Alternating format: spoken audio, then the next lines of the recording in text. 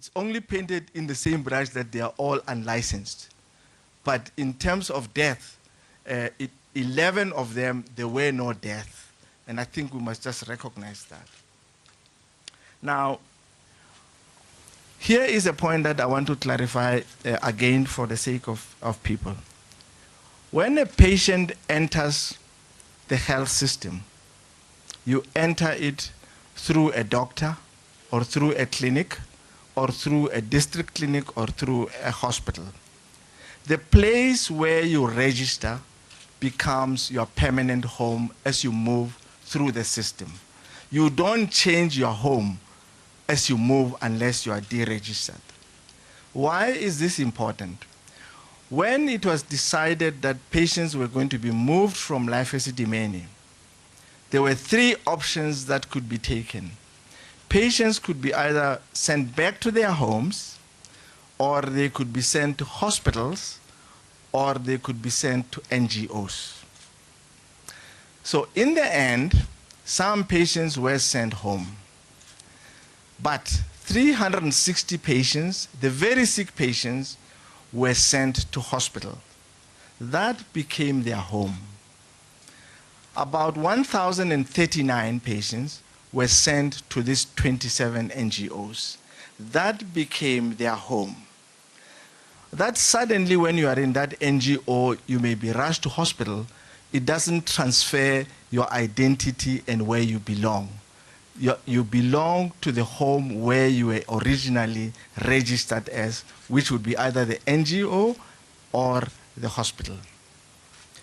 Why is this important? The very sick patients were transferred to hospitals, and these were 360. Very sick. And out of those 360, only 4 died in the hospital. Then 77 patients died in the NGOs out of the 1,039. In simple statistics, what it meant is that for every patient who died in the hospital, 7 patients died in the NGO. So there were 7 times more patients that were dying in the NGO as opposed to the hospital.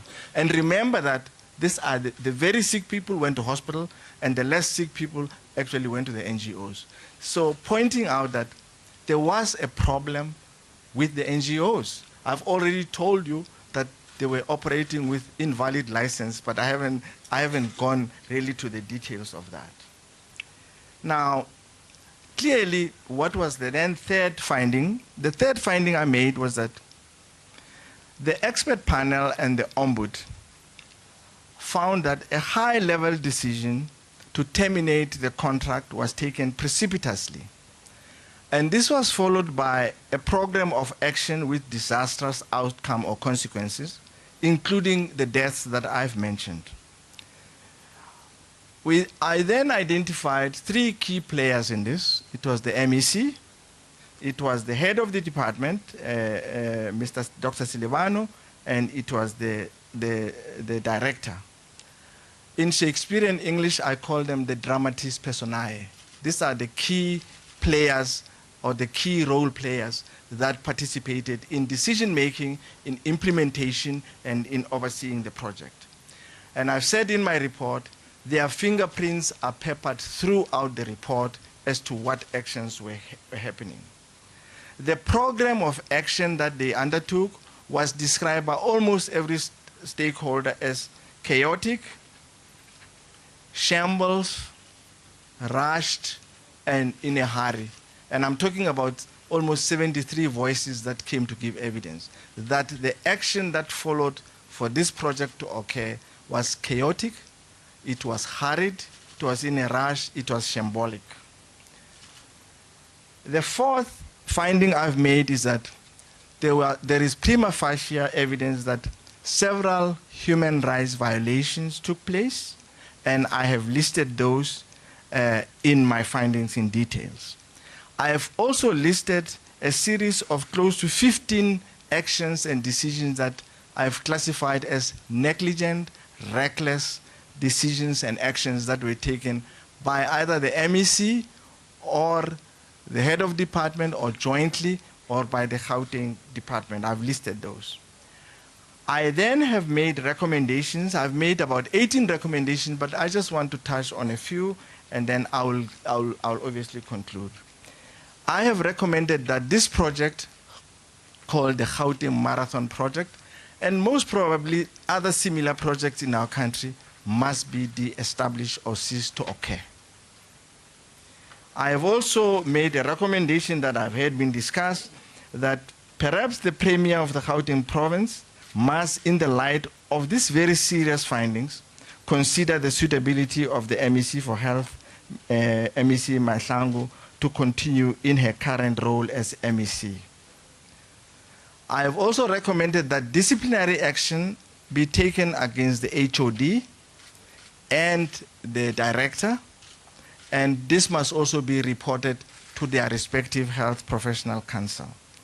I've also found that one of the things I found was the pervasive fear that took place, I think, as we were interviewing, particularly the staff of the Gauteng Department of Health.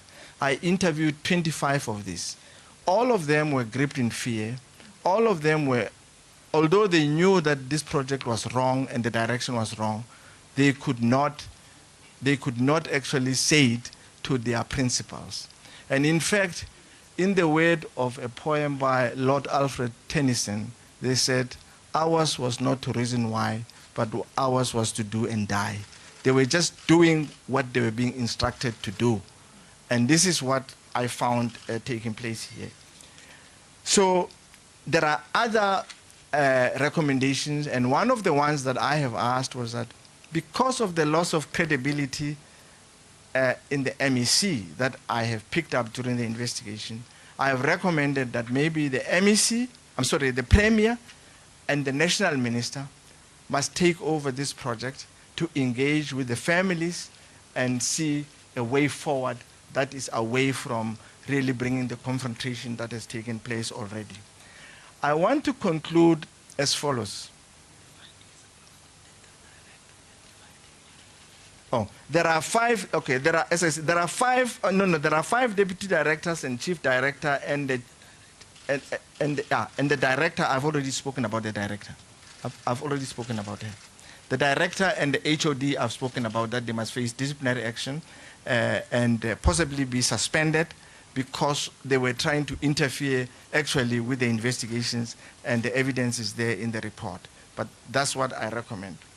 And then there are several, I think, deputy directors that I've listed in my findings, and the chief director and the chairperson of the Mental Health Review Board. I feel that they must also undergo, I think, disciplinary action because they knew that the project was wrong.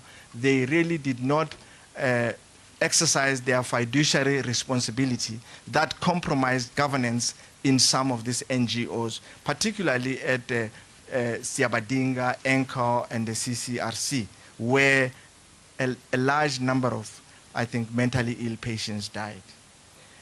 I also support the view that has come through, I think, Section 27, that an inquest and the SAPS must accelerate their investigations and their findings must be shared as far as possible with other law enforcement agencies so that appropriate action can be taken. I wanted to just conclude by 4 anecdotes. Yeah, what is this? Yeah, okay. Okay. The minister is just reminding me, I've just said, as I say, the recommendations are quite long, but I've recommended all NGOs that must be reviewed, and I think particularly in terms of their license, but NGOs where all these deceased have occurred must also face the music in terms of the law. And that is obviously something that has to be decided upon. But the rest of this report is, as I speak right now, on the website. So anybody can pick up the report and find it out. The report of the panel of experts will also be on the website at a later stage. The report of the inspectors will also be on the website. So this office shall have no secrets about what it has done because we serve in the interest of the public. But now let me end by just 4 anecdotes. On the 13th of September, when the MEC made her announcement that 36 patients had died, actually it was 77 patients had already died on the 13th of September. Now, why she did not know that information, I cannot answer, but they had already died because their death, the dates of death, it's recorded, and 77 patients had already died on the 13th. The last one was Sophia Molefe. Her mother is there, who died on the 12th. So that's a fact that I think the public needs to ask and say, why did she not know and why did she not have the information? Now, I moved from there. I interviewed the MEC on the 29th of November. And I asked her, MEC, how many patients have died? And she said 40. This is from the 13th of September to the 29th of November. She still had a number of 40. I then asked the head of department, how many patients have died around the 23rd of November? He said 37. I asked the director, how many patients have died? He said 48. Now, you have 3 of the most senior people in a department not knowing a simple number, how many patients have died in the service that they provide. And this is an issue that has engaged and occupied all of us. 10 weeks after that happened, they still did not know. So that's a very important issue. Now, again, I come back. I said, it seemed statistically and logically absurd that the cold winter of 2016 in Gauteng only chose to visit 5 places, and those 5 places I've already listed. Finally, just about 3 weeks ago, I received an email complaint about somebody called Charity Ratsotso. Charity Ratsotso was at the Cullinan Center for some time. On the 16th of December, one of his relatives went there to find out, to go and visit him. And when the relative arrived there, they couldn't find him. So they said to the relative, go home, well, maybe somewhere around the campuses we'll find him and so forth. So the relative went home. On the 20th of December, the department went to visit his relatives and find that, to tell the family that he has died and his body is in the mortuary. When did the death occur? The death occurred on the 11th of July. Okay? This is this is December. They had never notified the family. And indeed, I had to try and find out what had happened. From that day when I was notified to actually finding out the confirmation, it took me 10 days because information was being obstructed here and there. Now, this is the sort of information one had to deal with. Ducking and diving, being reluctant to give information, particularly around numbers. And so we ultimately found out that a postmortem has been conducted. I have informed the family. Now, one of the features of this finding is that there are several families whose relatives have died that were never informed. One of them is Makgoba, not any relative of mine, but I can see the sister there. For 3 weeks, her brother died. She was never informed until she was phoned by a funeral parlor or the NGO. There's Virginia Macfella here, whose sister is here, Christine Ngumalo. There are several of these families where the relatives were never informed. But also in the database of our department, there are about 9 instances where people have got 2 death dates. How do you create that? You died twice in South Africa. We must be remarkable. You have 2 death dates, and you've got to go around trying to confirm that. You have 2 ID numbers, and you also have surnames that keep on changing with spellings and so forth. So the problem with data was a major one that I have had to deal with. Now, finally, so that I can hand over, I believe that a combination of negligence, reckless decisions and actions, combined with appalling conditions in some of the NGOs, as revealed through the evidence of the different stakeholders, through the expert panels, through the inspectors of the Office of Health Standards, and through the interviews that I've held, have revealed that there has been excess and unnecessary but preventable death for some of the diseases that have occurred. I don't believe that everybody could have lived during that time, but equally there is strong evidence that some of these deaths could have been prevented. That's why they did not occur in every place. Maybe just to cite, Reverend Mabue is here also. I've seen him, I've interviewed him. He went to see his son called Billy at a place called Bopilong Sirman. When he arrived there, his son told him, "Daddy, I'm hungry." And Reverend Mabue went to buy some Nando's or KFC, I'm not sure which one he likes. And he says when he came there, his son ate the food so ravenously that he even wanted to eat the plastic. That's how hungry the child was.